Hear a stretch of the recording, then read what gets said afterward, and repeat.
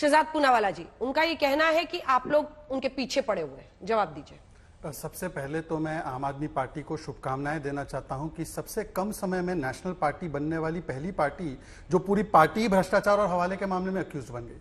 सबसे कम समय में इनके कैबिनेट के ज्यादा मंत्री जेल के अंदर है और जेल के बाहर कम है। सबसे कम समय में पंजाब के हेल्थ मिनिस्टर हो, दिल्ली के हेल्थ मिनिस्टर हो, दोनों जेल के अंदर थे एक समय पर। तो शुभकामनाएं, ऐसे कीर्तिमान स्थापित करते रहिए। और इनका एसओपी बन चुका है, लूट करो, झूठ बोलो और फिर विक्टिम कार्ड खेलो। जितेंद्र तोमर के लिए खेला, संजीव कुमार के लिए खेला, उसके बाद विभव कुमार जो अभी तक जेल में उसके लिए खेला, मनीष सिसोदिया के लिए खेला।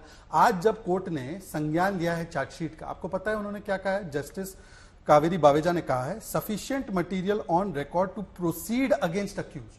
आज अंजना जी, आपके, मेरे, प्रियंका जी के विश्लेषण की कोई आवश्यकता नहीं। जो भी चार्जशीट में लिखा है उसको पढ़ने के बाद कोर्ट ने कहा है कि यह सफिशिएंट मटेरियल है। मैं झूठ नहीं बोल रहा, इंडिया टुडे की रिपोर्ट से कोट कर रहा हूं। दूसरी बात, क्या जज के विवेक पर सवाल खड़ा किया जा सकता है?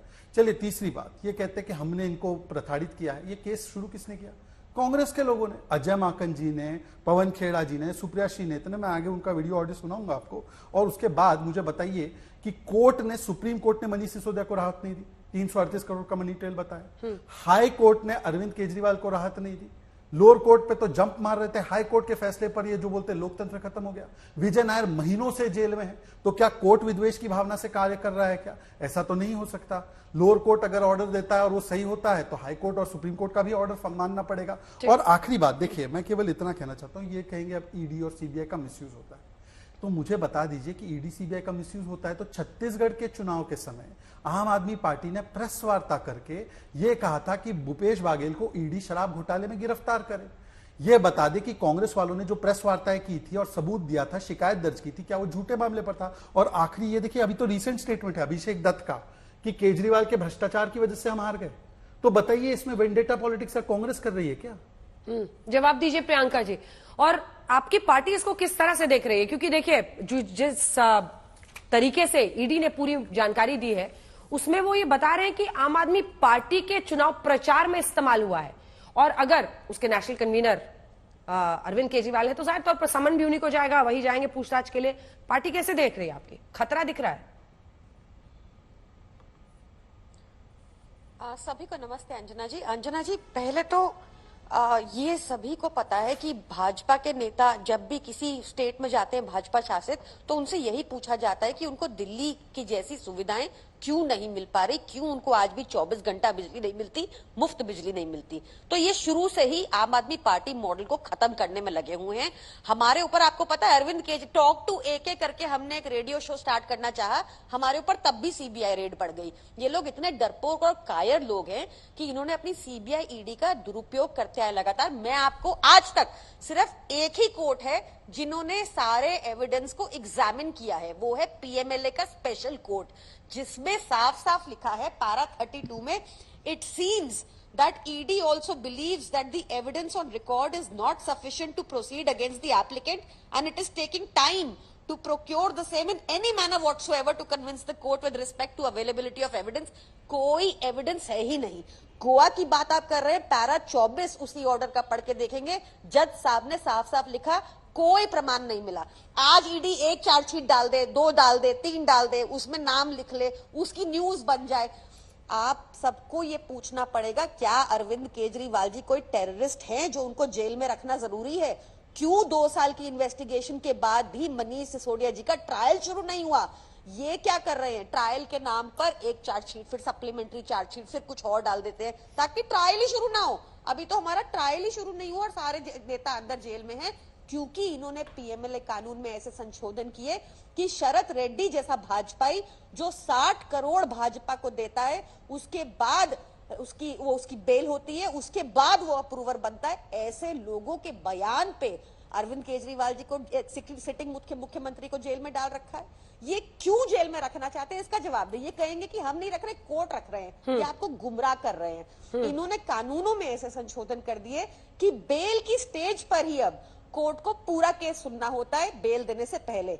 ये शहजाद जी ने फिर आपको झूठ बोला कि सारी बेलें रिजेक्ट हुई हैं। आज तक एक बेल लगी है अरविंद केजरीवाल जी की। पूरा केस सुना गया पीएमएलए कोर्ट द्वारा और उनको निर्दोष पाया, बिल्कुल निर्दोष पाया। ईडी तुरंत भाग गई। सोचिए, ईडी तुरंत भाग गई, हाईकोर्ट पहुंचती है, हाईकोर्ट के सामने बेल ऑर्डर भी नहीं है। बेल ऑर्डर 12 बजे आता है और हाईकोर्ट सुबह 10:15 बजे 10:30 बजे ही स्टे कर देती है बेल ऑर्डर को। ये चल रहा है, इस पर सवाल उठना चाहिए। मैं इनसे ये नहीं पूछ रही कि प्रफुल्ल पटेल कैसे साफ हुए, अजीत पवार कैसे साफ हुए, ये सब तो हमें पता है इनकी वॉशिंग मशीन का। आज मुझे इनसे पूछना है कि अरविंद केजरीवाल को जेल में क्यों रखना है जब तुम्हारे पास 54 का सबूत नहीं। मनीष सिसोदिया जी जेल में क्यों हैं जब आज तक ट्रायल शुरू नहीं हुआ, ये पूछिए इनसे। इन्होंने क्या बदतमीजी की आप देखिए। सत्येंद्र जैन जी के खिलाफ इन्होंने कल क्या किया, कह रहे हैं कि इनकी सरकारी कंपनी DEL, सरकारी कंपनी ने रिश्वत दी है दिल्ली के मिनिस्टर को। इनका दिमाग ही खराब हो गया, कुछ भी लिख देते, कंप्लेंट बना देते हैं ये। प्रियंका जी, ये तमाम मुद्दे आपके वकील जाहिर तौर पर कोर्ट में तो उठा ही रहे होंगे। एक बार मैं सत्येंद्र जी से थोड़ा सा क्लैरिटी लूं, क्योंकि आप डेप्यूटी डायरेक्टर ईडी में रह चुके हैं, आपने दोनों की बातें सुनी है, आपने आम आदमी पार्टी का आरोप भी सुना है। ईडी के एक फॉर्मर डेप्यूटी डायरेक्टर के तौर पर आप क्या बताएंगे? बहुत सारे आरोप और चुनावी इस्तेमाल भी इस इशू का हुआ। विपक्ष कह रहा था ये लोग इस्तेमाल करते हैं, बीजेपी कह रही थी कि हम सबको धो डालेंगे, हम सबको जो करप्ट है सबको जेल में डालेंगे। ऐसे में मेरा प्रश्न आपसे ये है, ईडी की फंक्शनिंग पर पहला प्रश्न, क्या वाकई केसेस को, पॉलिटिकल केसेस को डिले किया जाता है, प्रेशर होता है? मुझे पता है आपके लिए मैं नहीं जानती कितना आसान होगा ये बोलना या नहीं बोलना, लेकिन क्या वाकई हियरिंग को डिले किया जा रहा है जैसा उनका आरोप है? दूसरा, आम आदमी पार्टी को अक्यूज्ड बनाना, इसका क्या मतलब है? क्योंकि हम लोगों ने अभी तक देश में देखा नहीं था कि किसी पॉलिटिकल पार्टी को ऐसे केस में मेन मतलब अक्यूज बनाया जाए। ऐसे में इसका क्या मतलब है? क्या उसका पूरा का पूरा जो दारोमदार है वो उसके नेशनल कन्वीनर पर होगा या बाकी ऑफिस बेरर्स पर भी होगा? क्या होगा? या पार्टी के अस्तित्व को खतरा है? क्या हो सकता है? नमस्कार रंजना जी। नमस्कार। देखिए, पहला आपका सवाल था कि क्या राजनीतिक दबाव में देरी की जा रही है ट्रायल में। तो देखिए, जहां तक ट्रायल की बात है वो पूरा लीगल सिस्टम के डोमेन में है। अब ईडी का रोल खत्म हो चुका है ट्रायल को लेकर। ट्रायल के लिए जो भी ऑर्डर्स इश्यू होते हैं वो जजेस देते हैं, ऑनरेबल जजेस देते हैं, और सुप्रीम कोर्ट तक उसको देख रहा है। तो ये आरोप लगाना कि ईडी उसको डिले कर रही है, ये तो एकदम गलत है। और एक मैं और बात करना चाहूंगा कि देखिए ये सब जो ईडी का काम है कि एक चार्जशीट फाइल करना, उसके बाद कोर्ट कॉग्निजेंस लेता है, उसके बाद ट्रायल का क्या पेस रहेगा, कौन विटनेस को सम्मन होंगे, क्या होंगे, ये सब जज डिसाइड करते हैं, ईडी डिसाइड नहीं करती। ईडी का रोल खत्म हो जाता है, पहला।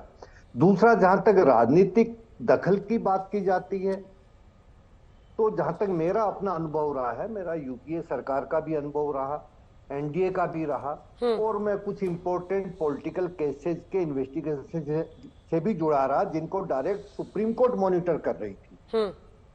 मैंने कभी भी किसी तरह का राजनीतिक दबाव किसी भी शासन में महसूस नहीं किया, या हम तक कोई ऐसा संदेश नहीं आया। अब एक सवाल है कि आप पार्टी को एक्यूज बनाया गया, कि पहली बार है कि कोई पॉलिटिकल पार्टी एक्यूज बनी है।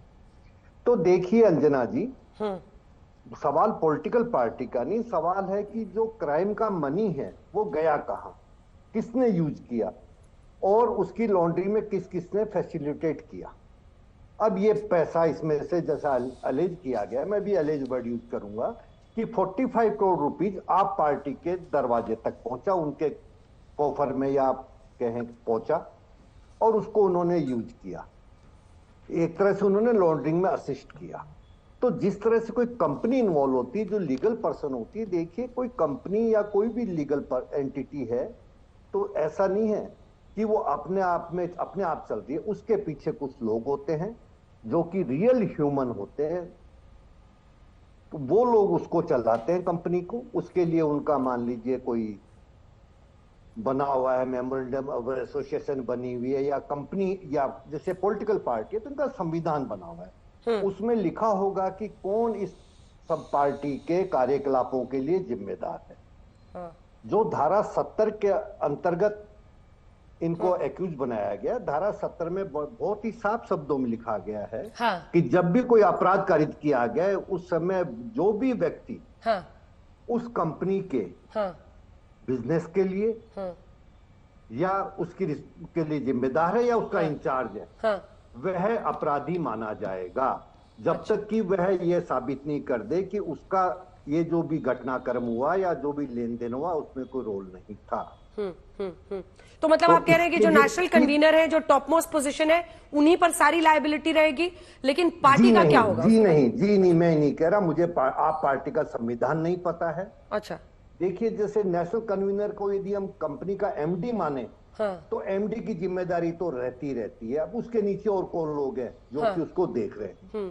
कंपनी का सेक्रेटरी होता है, मैनेजर होता है। इस केस में पॉलिटिकल पार्टी है, तो जो लोग भी गोवा इलेक्शन को देख रहे होंगे, वहां के खर्चों को देख रहे होंगे, वो तो जिम्मेदार होंगे ही होंगे। ठीक है। अगला प्रश्न आपसे इसी से छोटा सा, मैं आ रही हूँ शहजाद जी।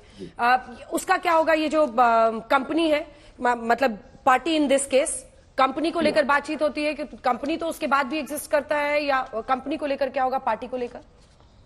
अगर गुनाह प्रूव हो तो, यदि गुनाह साबित होता है तो कंपनी को भी सजा होगी, और उसके पीछे जो लोग जिम्मेदार हैं उनको भी होगी। कंपनी को क्या सजा हो सकती है? लीगल, देखिए, कंपनी एक लिविंग पर्सन नहीं है। हाँ। तो मान के चलिए कंपनी पे आर्थिक जुर्माना लगेगा, और यदि जेल वगैरह की कोई सजा होती है तो वो उन लोगों को होगी जो कि जिम्मेदार ठहराए जाएंगे या पाए जाएंगे, ठीक, चाहे राष्ट्रीय कन्वीनर हो, आर्थिक सेक्रेटरी हो, ट्रेजरर हो।